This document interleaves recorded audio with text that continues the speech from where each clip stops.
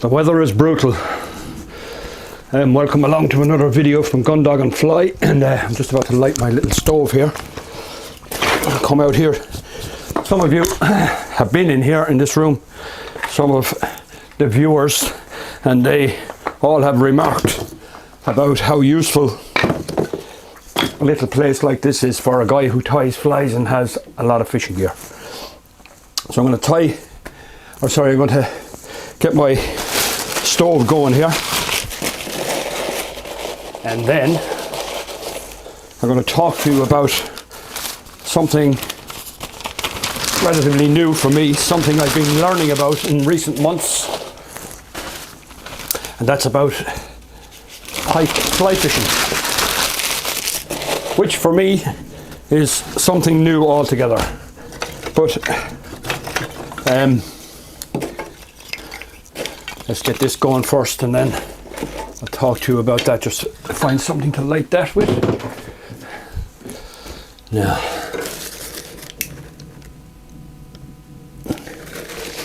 we finally got the rain just as the season is finishing. We could have done with this rain in July or August. Unfortunately, we didn't get it. Some parts of the country got a lot of rain, but down here where I'm located, in my little corner of Tipperary, we hardly had any rain of any significance, which the river is as low as I've ever seen it. So now I'm going to talk to you about pike fishing and pike fly fishing in particular. Just to quickly mention, it takes very little to create a lot of heat with this little stove. So all I have here are just a few pieces of a busted up pallet, get it going, and then a couple of pieces like this, and just close the door, and this place will be beautifully warm in about 5 minutes. Okay, flight arrive. Now, pike fly fishing, how did I get into it? Well, basically, I go back in time. I've caught quite a number of pike over many years without ever deliberately fishing for them. When salmon fishing was good on the river shore, I caught a number of pike, more by accident than design. Be fishing for salmon spinning for the most part, and occasionally you'd hook a pike, and I always just threw them back in, had virtually no regard for them essentially, and even if I go back further, I can remember times when guys locally here used to fish for them, and they'd kill them and just hang them up in trees and let the crows eat them, and they thought they were doing a great service for the river. Now, I'm not an ecologist, but what I do know is that they are apex predators, and every ecosystem needs apex predators, or else you're going to have major problems. So anyway, without going too much into that, I caught them occasionally, like I said, when I'd be salmon fishing, and put them back in basically. Now, a couple of years ago there, due to river conditions, I started to fish with streamers for trout quite a bit more. And what I noticed was that, I couldn't help but notice it really, I was hooking pike fairly regularly, and needless to say, they were cutting the line with their teeth and they were gone. So I figured from that there was something in particular about the way that the streamers moved that was more attractive to them than a spinner. Now, I know they can be caught on spinners, I've caught them on spinners, and I know people that fish for them deliberately with spinners. So spinners do work, but my sort of anecdotal evidence, if you like, was that the way the streamer fished seemed to be far more attractive to them. So I have one friend who appeared in a couple of my videos down through the years, who's fished for pike extensively with the fly rod, and he was constantly saying to me, you need to go pike fly fishing. He said you'll never regret it, and I sort of never got round to it until earlier this year. And he lent me a rod, and a reel and all the necessary, and I went fishing with him one evening. There's a video, if you go back, can't remember the name of it, but you'll find it if you look for it, where I went on my first deliberate pike fishing trip. And I have to say, my friend caught one, and it was, suffice to say, I was hooked from the very first minute. And I actually caught 2 pike myself the same evening. And what I found remarkable about them was the aggression, the real aggression in the way they attacked the pike fly. Now, the pike fly I was using was one that was loaned to me by my buddy again, and the sheer aggression. And not only that, what I really noticed about them was the power of them. That the actual, when they went to run, there was no holding them essentially. And I've caught many salmon over the years, different methods. I've caught them on the fly as well, and without a doubt they're super sporting fish on the fly. But I've never caught a salmon that had the same level of power in their runs as the pike. Now, they make less runs than a salmon, but man, are they powerful. It blew my mind in a sense. It was unbelievable. So ever since then, I've researched it a bit more, and what I'm going to tell you about today is what I've learned so far. I'm far from an expert on it, but what I have learned is that what I do know is that my level of ignorance about them is profound. I understand very little about them. I know quite a bit, I think, about trout and the way they live in the river and how they fit into the ecosystem and all the rest of it, and their habits and all the rest of it, because I've fished for them for more than half a century. But the pike are a mystery to me. I don't really understand much about their life cycle, or why they might be in this part of the river as opposed to another, or that sort of thing. I know very little about them.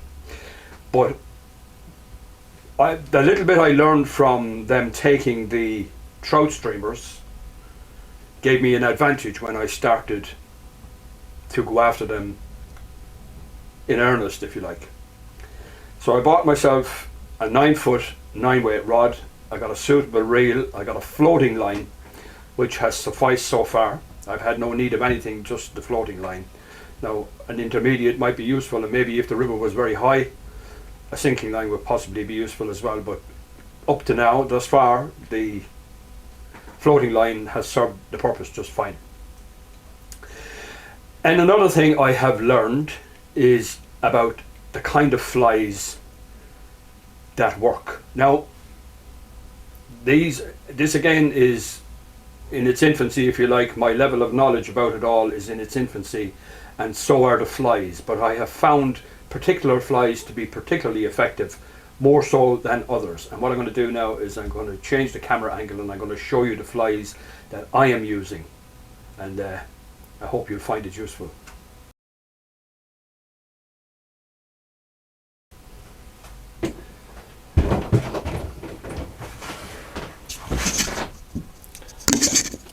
So now,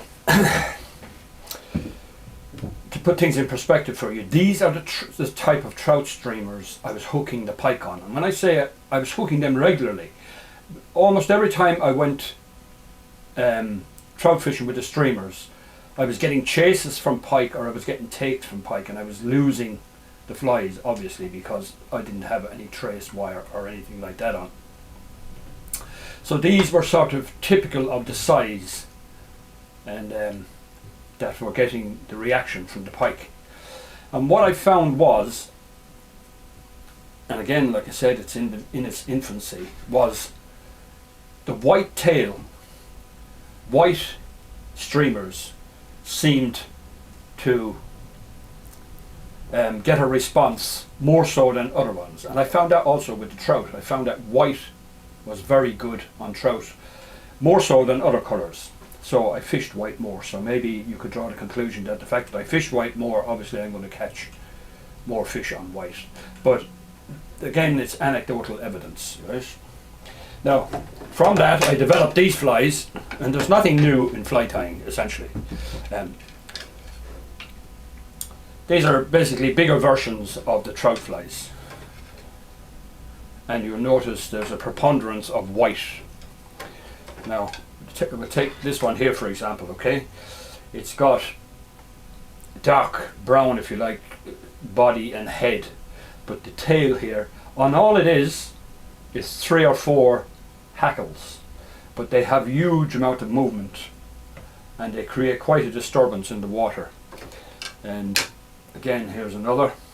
And this one, what I've noticed as well is when I use a technique called hollow tying, it creates just the right shape for a fish, if you like. Deer hair here at the front, or bucktail, and it's tied the hollow tying style. For those of you who are not sure what the hollow tying style is, just check it out on YouTube and you'll see. And what it does is it creates that sort of fish shape, if you like. And then of course the hackles have huge movement. Also, what I've done as well is I've slightly offset the hook bend. I've bent them out slightly. Now these are quite big hooks, they're 5/0s and 6/0s, and I've debarbed. I haven't in fact debarbed this one. I must get to that in a second, but I prefer to debarb because it's much easier obviously to get them out of the fish afterwards. So I'm going to debarb this hook here now. Just give it a squeeze with the pliers, and there we are, barb squashed. So the hooks, what I did was I found was if I just slightly offset them, what it did was it gave the fly that sort of movement. Now it moved to and fro, and then as well as that, this tail sort of counteracted it, so it had a kind of an erratic wobble through the water, and I found that this type of fly worked extremely well on the pike.